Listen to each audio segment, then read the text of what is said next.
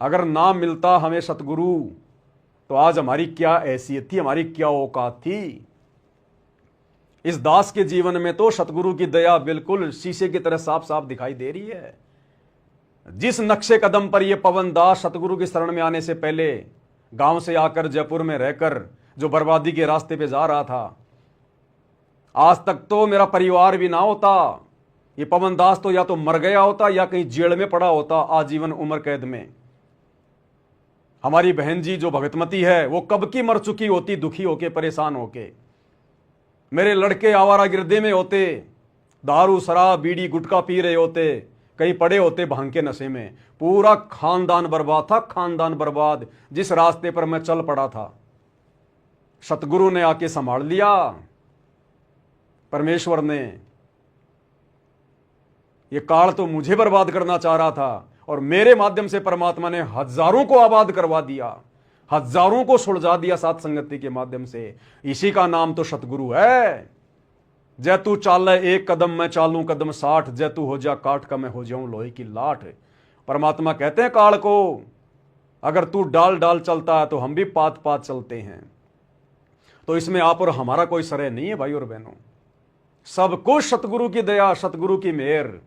आप भी अपने जीवन में थोड़ा सा झांक के देखोगे, थोड़ा सा चिंतन मनन करोगे, बुद्धि पे जोर डालोगे, आप चाहे आज कितने गरीब हैं, कुछ भी हैं, कैसे भी हैं, लेकिन सतगुरु के शरण में हैं, सेठ के बच्चे हैं, हमसे बड़ा कोई धनी नहीं दुनिया में। ये धन तो गुरुजी हमें जानबूझ के नहीं दे रहे, कहीं हमारे अंदर गुबारी की तरह हवा ना भर जाए। धन भी देगा, उससे पहले परमात्मा अपनी औकात से और अपने विषय में अच्छी तरीके से परिचित करवाएगा। इस माया के गुण और अवगुण के बारे में, ये कहां हानि देगी कहां लाभ करेगी, पहले परमात्मा हमें तत्व ज्ञान से सराबोर करेगा। फिर हम इस माया का दुरुपयोग नहीं कर सकते, चाहे लाखों करोड़ों की संख्या में घर में पड़ी रहो। उसके बाद देगा परमात्मा, इतना देगा। सतगुरु कहते हैं आने वाले समय में दुनिया अचंबा करेगी, इनके घर में आ कहां से रहा है। गुरुदेव कहते हैं तुम्हारी कोठियां अलग होंगी, तुम्हारे यातायात के साधन दुनिया से न्यारे होंगे। ये दुनिया जो आज घूम रही है ना, ये दुनिया जो आज घूम रही है ना, 1-1 करोड़ की 2-2 करोड़ की गाड़ियों में, आने वाले समय में परमात्मा के बच्चे सत्सेवक घूमेंगे। देखो एक मजे की बात बताता हूं आपको। पिछली बार परमात्मा ने प्रेरणा करी, मालिक के आदेश अनुसार दास की झोपड़ी पर 5 ज्योतियां उन भगत भाई बहनों के निमित्त जल रही हैं जो भाई बहन आर्थिक स्थिति खराब होने के कारण या फिर घर में बहुत ज्यादा दबाव होने के कारण जो ज्योतियां नहीं जला पा रहे, और परमात्मा ने उनके 5 यज्ञ को बनाना है, उनको इसी जन्म में पार करना है। उन आत्माओं के लिए परमात्मा ने दास के यहाँ पर सामूहिक रूप से सार्वजनिक सेवा के आधार से ज्योतियां शुरू करवाई है। दास ने वीडियो बनाकर भी डाला था, आपको बताया था। पिछली बार दास गया गांव में और घी लेके आया 65 किलो। 65 किलो घी उन 5 ज्योतियों में मात्र 26 दिन चला। केवल 26 दिन में परमात्मा ने उन 1-1 किलो की 5 ज्योतियों के माध्यम से 65 किलो घी हवन करवा दिया। दास परसों फिर से गया घी लाने के लिए गांव में। उम्मीद तो नहीं थी, लेकिन मालिक के दया से पूर्ण 2 क्विंटल देसी घी मिल गया, 1000 रुपए किलो के हिसाब से। 1 क्विंटल 75 किलो घी दास को देसी, बिल्कुल दास खुद गाड़ी लेके, वहां के लोगों को साथ में लेके, मेरे कुछ रिश्तेदार थे उनको साथ में लेके, और दास खुद जा जाके किसी के घर से 5 किलो, किसी के घर से 15 किलो, किसी के घर से 4 किलो, पौने 2 क्विंटल घी परमात्मा ने व्यवस्था करवा दी। अब वो पौने 2 क्विंटल घी मुश्किल से 1.5 महीने चलेगा, मुश्किल से 1.5 महीने। तो परमेश्वर की छप्पर फाड़ दया हो रही है। तो दास जब गया, अपने गांव में भी चला गया दास उधर घी वगैरह लाने के लिए। कुछ हमारी एक बूढ़ी माँ है, वो थोड़ा सा ज़्यादा बीमार हो रही है, 90 साल से ऊपर की है। तो भाई चलो उससे भी जो है वो मिला आते हैं, तो हम वहाँ चले गए। घी तो लाना ही है, वैसे नहीं गया दास पर्सनली कोई मिलने के लिए, घी के बहाने दास वहाँ भी चला गया। तो दास ऐसे ही जो ढाणी है हमारी 10-15-20 घरों की, दास वहाँ चला गया। वहाँ जाते ही गाँव वाले चारों तरफ ऐसे देखने लग गए मेरे को, गाड़ी की तरफ देखने लग गए ऐसे। अब मैंने सोचा भाई आए हैं तो चलो इनसे भी मिल लेते हैं, राम रमी कर लेते हैं। मैंने राम रमी करी, उन्होंने कहा कि आजा भाई आजा देशराज। गांव में नाम मेरा है देशराज, मुझे पवन नाम से कोई नहीं जानता, पवन नाम से केवल मुझे संगत वाले जानते हैं, बाकी मेरा नाम है देशराज। रिश्तेदार वगैरह सब मुझे देशराज के नाम से जानते हैं। तो उन्होंने बैठा लिया, बातचीत करने लग गए। बोला जी पानी चाय बनाओ। मैं नहीं भाई, ना पानी पीते ना चाय पिताते, ना कोई चाय पीते। हम चाय तो पीते नहीं, और पानी हम अपना लेके आए हैं। दास ना अपनी रिश्तेदारी में किसी का पानी भी नहीं पीता है, ना खाना खाता है, बिल्कुल भी। अब तो सबको पता चल गया, कोई मेरे को पूछता भी नहीं है, पता चल गया सबको। चाय ये पीता नहीं और भोजन पानी ये करता नहीं, तो मेरे को पूछते भी नहीं अब तो, ये अपना सब कुछ ये लेके आता है। तो उन्होंने मेरे को वहां बैठा लिया, बैठा के थोड़ी बहुत बातचीत हुई। भाई तू कुछ खाता भी नहीं पीता नहीं, फिर क्या है क्या नहीं है। मैंने कहा भाई सत्संग सुनो, तुम भी परमात्मा आए हुए धरती पर ये बातें उनके कहाँ दिमाग में आनी है, उनके दिमाग में तो और ही चीजें भरी रहती है। उन्होंने मुझे कहा कि भाई एक बात तू साची साची बता। मैंने कहा भाई पूछो। बोला इस पूरे एरिया में बहुत भयंकर डंका बजा हुआ है कि भाई देश राज के पास में 7 करोड़ की गाड़ी है, 7 करोड़ की गाड़ी। और वो ऐसी गाड़ी है अगर कोई गोली मारे बाहर से तो शीशों में गोली भी नहीं लगती, यानी वो बुलेट प्रूफ गाड़ी है। तो मैंने कहा भैया मेरे पास तो ये जो है ना, ये टाटा सफारी है मेरे पास तो ये ही है। अब इसमें गोली जाती है कि नहीं जाती है, कि ये 7 करोड़ की है कि ये 17 करोड़ की है, मेरे पास में तो ये ही है। आगे भगवान की मौज, वो रोड पे रखे, साइकिल पे रखे, या वो 7 करोड़ की गाड़ी दे, वो उसकी मर्जी। तो बोला भाई तेरे बारे में तो बहुत भयंकर डंका बज रहा कि भाई पता नहीं जयपुर में जाके तो उसने क्या धंधा शुरू कर लिया, क्या कर लिया, और उसके बराबर तो आसपास में कोई पैसे वाला ही नहीं है, और 7 करोड़ की गाड़ी में चलता है, 7 करोड़ की गाड़ी में।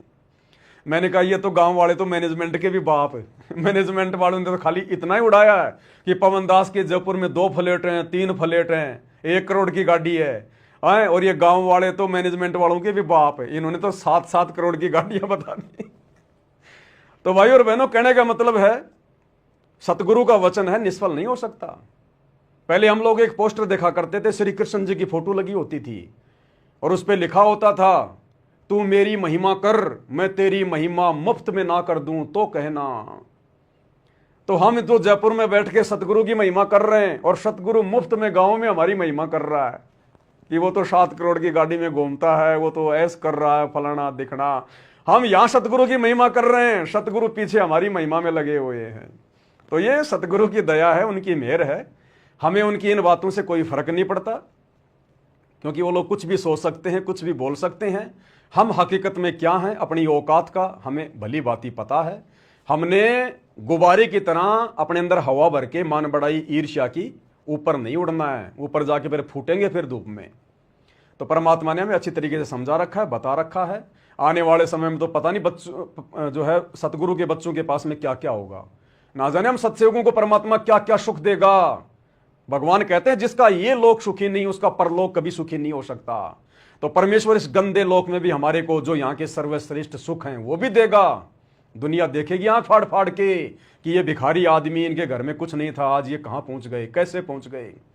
क्योंकि हम जगत सेठ की शरण में हैं, सांवरसा सेठ के बच्चे हैं, सेठों के सेठ के बच्चे हैं। तो थोड़ा भाई और बहनों सब्र रखना।